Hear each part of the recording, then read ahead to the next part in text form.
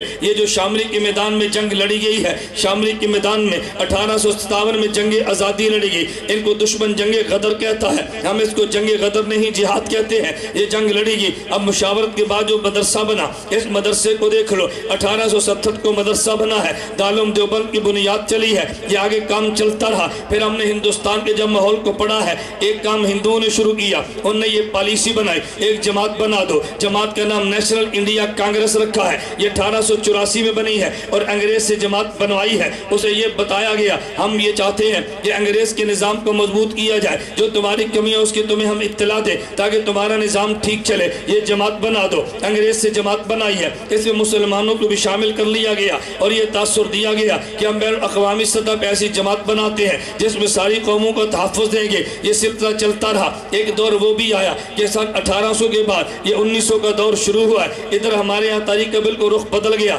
ہمارے علماء نے فیصلہ کیا کہ دیکھو یہ جو انگریز نے کام شروع کیا بر صغیر میں تسلط والا، ادھر نیشنل کانگریس نے کام شروع کیا، انگریز کے ساتھ تعاون بھی کیا ہے اور تاثر ان کو پہلے یہ دیا ہم تمہارا کام کرنا چاہتے ہیں۔ جب تھوڑی سی کانگریس کو مضبوط کیا تو پھر انہوں نے آہستہ آہستہ آزادی کی بات کی ہے، علماء نے بھی حمایت کا اعلان کیا، ہم مل کے انگریز کے خلاف ہم جہاد کی بات کرتے ہیں۔ لیکن ہندو نے یہاں پر دو کام کیے، نمبر ایک بہت سارے وہ تھے جو اندرون خانہ انگریز کے رابطے میں رہے، اور ایک طبقہ وہ تھا کہ مسلمانوں میں جو انگریز کے خلاف چل رہے تھے اور کانگریس کا ساتھ بھی دے رہے تھے، انگریز کے خلاف جہاد کرنے کی وجہ سے مخبریاں کر کے گرفتار بھی کراتے رہے، ادھر تاریخ بھی چلتی رہی، علماء قتل عام بھی ہوتا رہا، علماء جیلوں میں جاتے رہے۔ ہندو کانگریس کی پالیسی یہ تھی کہ جب انگریز چلا جائے گا، مسلمانوں کی قیادت ہٹ جائے گی تو نتیجہ یہ نکلے گا پورا ہندوستان ہمارے ہاتھ میں ہوگا، ہم مسلمانوں کا کلا کما بھی کریں گے۔ مسلمانوں پر ظلم کرنے کے لیے جو پالیسیاں ان نے بنائی ہیں، میں ان کو ترک کرتے ہوئے بات آگے چلاتا ہوں۔ ادھر ہمارے علماء کے ذہن میں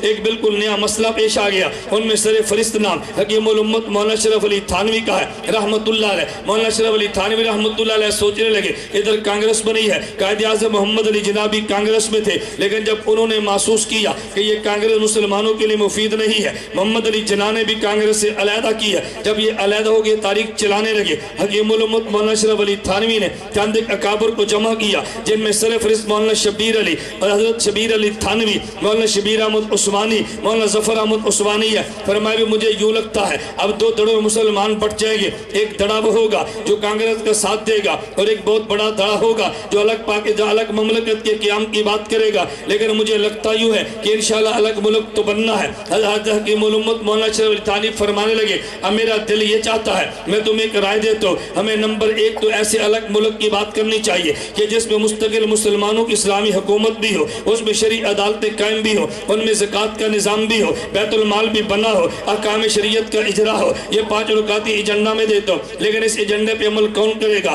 تمہارے علماء کے پاس تو درس گاہیں ہیں، عوامی حمایت شاید تمہیں نہ ملے۔ محمد علی اجناح جو مسلم لیگ چلی ہے، ممکن ہے ان لوگوں نے کام شروع کیا ہے، یہ بات تو یہ بھی ہمارے والی کرتے ہیں، تو ذرا ان کی تربیت کرنا شروع کرے تاکہ الگ جب ملک بننے لگے اور ان کے ہاتھوں میں ملک جانے لگے۔ فرمایا مولوی ہے، ہم حکمران نہ بنے، لیکن جن نے کل حکمران بننا ان کو تھوڑا سا مولوی بنا دے۔ اس پالیسی کے مطابق حکیم الامت مولانا اشرف علی تھانوی رحمت اللہ علیہ نے مشاورت شروع کر دی ہے۔ مشاورت شروع کرنے کے بعد محمد علی جناح سے رابطہ کیا ہے، ادھر علماء کی کمیٹی کو بجا۔ میں بڑے اختصار سے بات سمیٹ کر بات کروں، تاریخ دو رخ میں چلنے لگی۔ ایک طبقہ وہ تھا کہ جن نے کہا نہیں الگ ہندوستان سے ملک نہیں بنانا چاہیے، ہمارا الگ کٹھے رہنے میں فائدہ ہے، ان کے دل میں دیانت داری تھی۔ اور لیکن حکیم الامت مولانا اشرف علی تھانوی کی رائے تھی ہمیں الگ ملک بنانا چاہیے، ہمیں الگ حکومت بنانی چاہیے، الگ مرکز بنے گا، ہم وہاں پہ خلافت کا نظام قائم کر کے آگے بڑھ کے جہاد کی بات بھی کر سکتے ہیں۔ ہندوستان میں ہندو کے ساتھ رہتے ہوئے الگ تشخص ہم برقرار نہیں رکھ سکتے،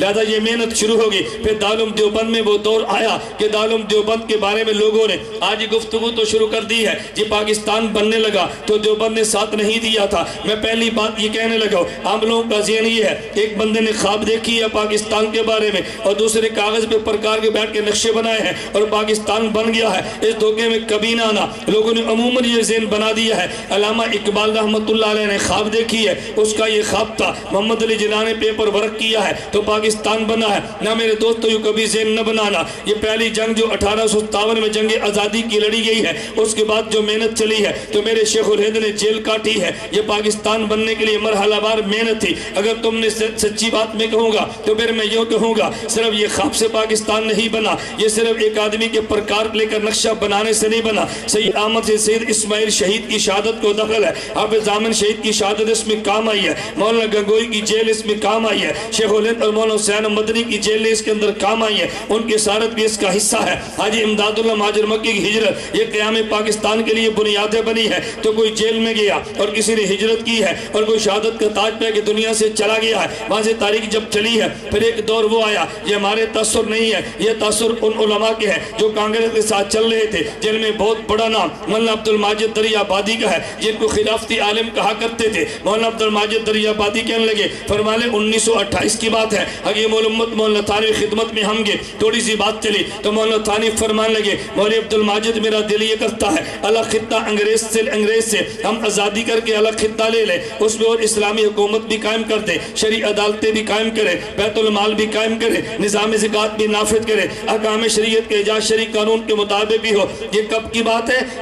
جون 1928 کی بات ہے. جون 1928 کے اندر یہ مولانا قاصد حضرت حاجی حکیم الامت مولانا شریف علی تھانوی نے بات کی ہے. لیکن لوگ کہتے ہیں نہیں جی یہ سب سے پہلے علامہ اقبال نے تصور پیش کیا. ہم پوچھتے ہیں تصور کب پیش کیا؟ وہ تمہیں تاریخ بتائیں گے کہ جی الہ آباد کے اندر جلسہ تھا اور مسلم لیگ آل انڈیا مسلم لیگ کا اجلاس تھا, اور یہ تاریخ بندی 31 دسمبر 1930 کا واقعہ ہے. میں نے کہا عجیب بات یہ ہے 31 دسمبر 1930 تو بعد میں ہے اور جون 1928 تو پہلے ہے. حکیم الامت مولانا شریف علی تھانوی نے جو تصور علماء کو دیا تھا علامہ اقبال نے اس کو عوام میں پیش کیا ہے. اب یہ تو کہہ سکتے ہیں تصور پاکستان عوام میں اقبال نے پیش کیا, لیکن یہ نہیں کہہ سکتے تصور پاکستان علامہ اقبال نے دیا ہے. تصور پاکستان دینے والے کو حکیم الامت مولانا شریف علی تھانوی کہتے ہیں, اور تصور پاکستان عوام میں بیان کرنے والے کو علامہ اقبال مرحوم کہتے ہیں. میں کہتا ہوں علامہ اقبال کو میں مانتا ہوں, انہوں نے تصور پاکستان عوام کو دیا ہے. حکیم الامت کو تم مانو کہ جنہیں تصور پاکستان علماء اور قیادت کو دیا ہے.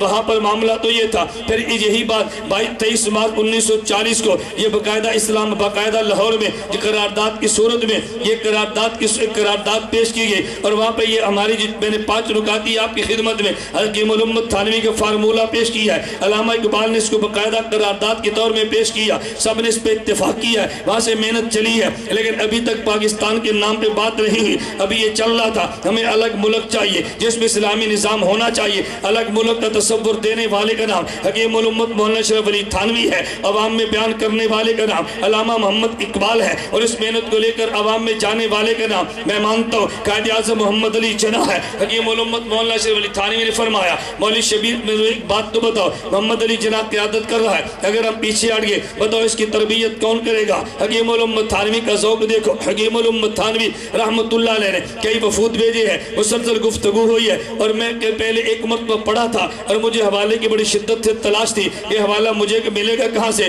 بلکہ ہمارا ایک مرتبہ لاہور اجتماع تھا اور سنی اجتماع کے نام پہ جامعۃ المنظور میں اجتماع تھا. مولانا جہانوی صاحب کا بیان بھی اس وقت موجود تھا, مولانا بیٹھے ہوئے تھے, تو میں نے کہا مولانا نے سر پہ جو جناح کیپ پہنی ہے اس کی دلیل کہاں سے ملے گی؟ میں نے کہا شاید تمہیں نہ ملے لیکن تمہاری وکالت کرتے دلیل میں دے دوں گا. علماء تعجب کرنے بھی دلیل کیا ہے؟ میں نے کہا جو محمد علی جناح انگلستان سے آیا یہ بالکل سر سے ننگا رہا کرتا, یہ 3 پیس سوٹ میں چلتا تھا. حکیم الامت تھانوی کی محنت کی برکت ہے, اس نے شلوار قمیص پہنی ہے, اوپر اس نے شیروانی پہنی ہے, اور سر پہ اس نے جناح کیا پہنی ہے. یہ کس کی محنت ہے؟ بتاؤ نا کس کی محنت ہے؟ میں کہتا ہوں